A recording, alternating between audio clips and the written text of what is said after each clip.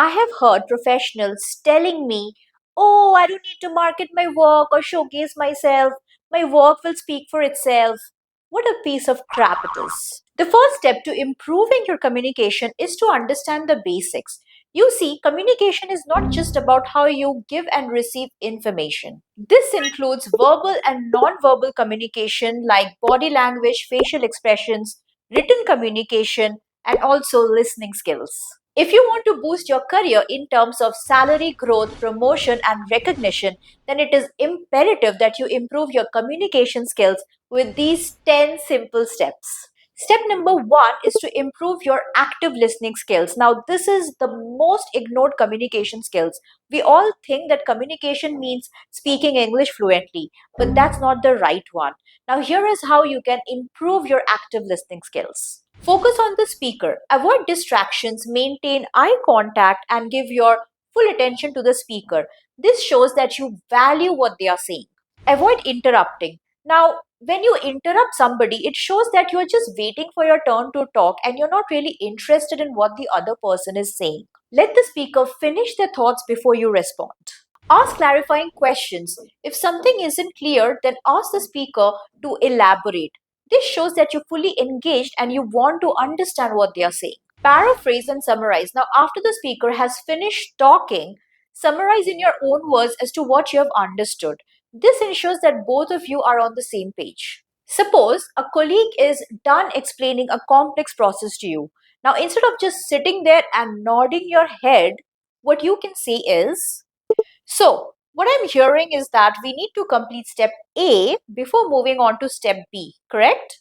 This shows that you are engaged in following the conversation accurately. If you are serious about your career and need some help to write your resume with respect to the profile summary, skills, work experience, etc., then I share all of this in the Breakthrough Resume course. This is a recorded training that you can take at your pace and time. You can access this course from the link given in the description box below. Step 2, enhance your nonverbal communication. Now, your nonverbal communication is as important as what you say. Your body language, facial expressions, eye contact can either reinforce or undermine your verbal message. Here is how you can improve it. Maintain good posture. Stand or sit up straight to convey confidence and openness. Slouching can make you appear disinterested or unprofessional. Make appropriate eye contact. Eye contact shows that you are engaged and paying attention.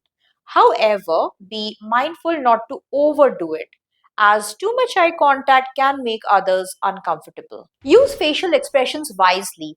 For example, if you're giving a positive feedback, then smile to reinforce your message.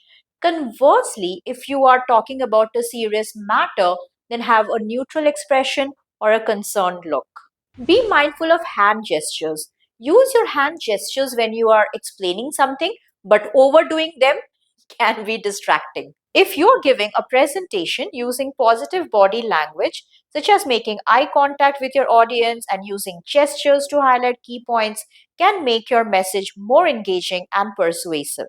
If you want to elevate your professional journey and work with me inside of my career transformation program, then I invite you to fill up a simple application form that is linked in the description box below to check if we are a right fit for each other. Once we receive your application, somebody from my team will get in touch with you. Practice clarity and conciseness in your communication. You see, timing is everything. Here are some tips to help you achieve this. Think before you speak. Before you start talking, take a moment to organize your thoughts. This will help you avoid rambling and ensure your message is clear. Be direct. Get to the point quickly without unnecessary filler words or jargons. Your colleagues will appreciate a clear and straightforward message. Use simple language. Avoid using overly complex language or technical jargon unless it's necessary for the audience. The goal is to ensure that everyone understands your message regardless of their background. Stick to the key points. Focus on the most important aspects of your message. If your communication is too lengthy or filled with unnecessary details, your audience might lose interest. Let's look at this example. In light of recent developments, it has come to my attention that there might be potential issues with the implementation of the new software, which could potentially lead to delays in the overall project timeline. Whew. This was so complex. Now let's look at the other one. We have identified potential issues with the new software that could delay the project. Wow, that was just so simple. Speaking in long sentences without any pauses can confuse your colleagues and audience. If you need more help related to assertiveness at work, soft skills, leadership skills, presentation skills, then check out my corporate planning playlist. I'll leave a link of this playlist in the description box below and also at the end of this video. Step 4 would be to develop your emotional intelligence. You see, emotional intelligence is the way you handle your own emotions, understands emotions of others, and also influence it. High EI or emotional intelligence is crucial for success at workplace, especially if you're eyeing for that leadership role in the future. Here is how you can enhance your emotional intelligence. Self awareness. Be aware of your own emotions and how they affect your communication. If you're feeling stressed or upset, take a moment to calm down before responding. Empathy. Try to understand things from the other person's perspective. This can help you respond more effectively and build stronger relationships. Self regulation. Learn to control your emotions, especially in difficult situations. For example, if you receive negative feedback, respond calmly and constructively rather than defensively. Social skills. Build strong relationships with your colleagues by being approachable, supportive, and a good team player. Strong social skills can make your workplace interactions more positive and productive. For example, if a team member is upset about a project setback, instead of dismissing their concern, you might say, I can see this is really frustrating for you.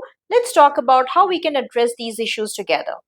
This shows empathy and a willingness to collaborate.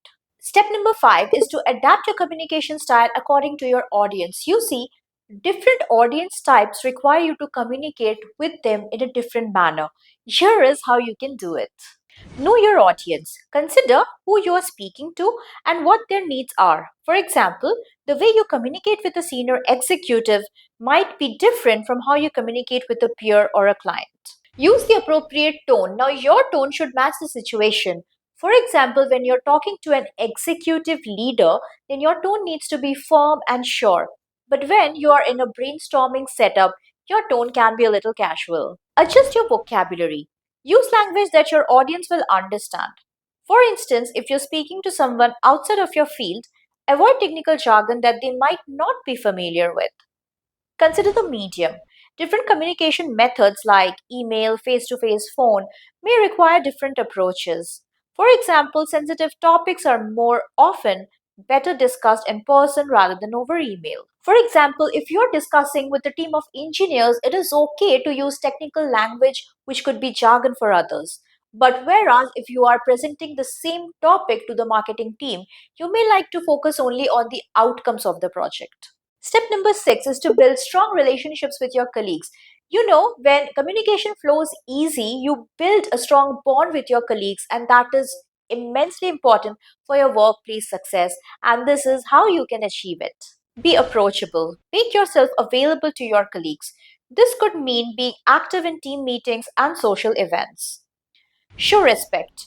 Respect others' opinions and contributions, even if you disagree with them. A respectful workplace fosters open communication and collaboration. Offer help and support. Be willing to lend a hand when your colleagues need it, whether it's helping with a project or offering advice. Being supportive builds trust. Keep commitments. If you make a promise or commitment, be sure to follow through. This builds trust and shows that you are reliable. For example, if you see a colleague of yours is struggling with a project, then offer them help and support by taking a few tasks in your hand. Or you can also provide them guidance by which they can accomplish the project in a quicker manner. This will give you room for opportunities to collaborate in future, and you can also start depending on them. Step number 7, improve your written communication, be it reports, emails, WhatsApp messages. Ensure that your writing skills are on point. Here is how you can achieve it. Always proofread your emails and documents before sending them. This helps catch any typos or errors that could detract from your message. Be clear and concise. As with verbal communication, clarity and conciseness are key. Get to the point quickly and avoid unnecessary details. Use proper grammar and punctuation. Poor grammar and punctuation can make your writing appear unprofessional. Make sure you're using proper sentence structure, punctuation, and spelling. Know your audience. Tailor your writing style to your audience. For example, a formal tone may be appropriate in a report to upper management, while a more casual tone might be better for an email to a close colleague. For example, instead of writing, I want to touch base with you regarding the status of the current project we are working on together to see if there is anything that needs to be addressed or discussed further, you could make it simple and just write, can we discuss the current project status? Let me know if there are any issues. Step 8. Learn how to manage conflicts effectively. Now, conflicts are inevitable at any workplace. The way you handle them will impact your professional success. Here is how you can improve in this area. Stay calm and objective. When a conflict arises, stay calm and try to approach the situation objectively. Avoid letting emotions dictate your response as this can escalate the conflict. Listen to all the sides. Make sure to listen to all parties involved in the conflict. Understanding different perspectives is crucial for finding a solution that works for everyone. Address the issue, not the person. Focus on the specific issue at hand rather than criticizing the person involved. This helps prevent the conflict from becoming personal and allows for a more productive discussion. Next, collaborate on solutions. Work together with other parties to find a mutually acceptable solution. Be open to compromise and willing to find common ground. Follow up. After the conflict has been resolved, follow up to ensure that the solution is working and that no lingering issues remain. This shows that you are committed to maintaining positive relationships. For example, if you are in a discussion with a colleague about a project and there is a major disagreement, then instead of being defensive and dismissive, you can say, I understand your concerns about this approach. Let's discuss how we can address those while still meeting our project goals. This approach fosters collaboration and helps resolve the conflict constructively. Step 9. Give and receive constructive feedback. Now, giving and receiving constructive feedback is a vital aspect of workplace communication, and here is how you can ace it. Be specific. When giving feedback, be specific about what the person did well or where they need to improve. Vague feedback isn't helpful and can lead to confusion. Use the sandwich approach. Start with positive feedback, then provide the constructive criticism, and end with another positive comment. This helps soften the impact of the criticism and makes it more likely that the person will accept and act on it. Be open to receiving feedback. When you receive feedback, listen carefully without becoming defensive. Consider the feedback as an opportunity to improve. Act on feedback. After receiving feedback, take steps to make the necessary improvements. This shows that you value the input of others and are committed to personal growth. If a team member did not meet your expectations on a project, then you may say, you did a great job on the initial research. However, the report could have been more detailed in the recommendation section. Next time, try to include more specific action points. Overall, I appreciate your effort and look forward to seeing how you implement this feedback. Step 10. Practice regularly and seek continuous improvement. This is how you can ace it. Reflect on your communication. After meetings or presentations, take a moment to reflect on what went well and what could be improved. This self assessment can help you identify areas for growth. Seek feedback. Ask your colleagues or manager for feedback on your communication skills. They can offer insights that you might not have noticed yourself. Take communication courses. Consider taking courses on workshops and communication skills. These can provide you with new techniques and strategies to improve your workplace communication. And the final, most important thing, practice regularly. Like any skill, communication improves with practice. Look for opportunities to practice your skills, whether it's a team meeting, presentation, or everyday interactions. For example, if you gave a presentation and you feel it was not up to the mark, then you can ask a close colleague for some feedback. Now, let's say they tell you that you need to slow down your pace and add more visual aids. By acting on this feedback the next time, you will definitely improve your presentation skills. If you are serious about your career and are ready to kickstart your job search process, then grab the Breakthrough Resume course, which is linked in the description box below.